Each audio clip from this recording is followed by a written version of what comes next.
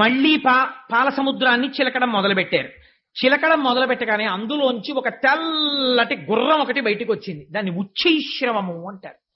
ఈ ఉచ్చైశ్రవాన్ని చూడగానే ఇంద్రుడికి కించిత్ మమకారం పుట్టింది. గుర్రం చాలా బాగుంది అనుకున్నాడు. శ్రీమన్నారాయణుడు వెంటనే చూసి అన్నాడు, ఊరుకున్నాడు. చూశాడు కదా ఆయన చెప్పిన మాట వినాలని. బలిచక్రవర్తి అడిగాడు.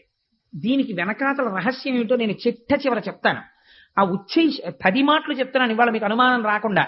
ఆ ఉచ్చైశ్రవాన్ని బలిచక్రవర్తి అడిగాడు. రాక్షసులకి రాజు, నాకు కావాలని, నీకు ఇవ్వాలని నేను చూస్తున్నాను అనుకుని తీసుకోన్నాడు స్వామి. అది సచ్చంద్ర పాండురంబై ఉచ్చైశ్రవమనగ దురగ మొగిజనీయించన్ పుచ్చుకునియ బలిదైచుండిచ్చకొనండయ్య ఇంద్రుడీశ్వర శిక్షన్.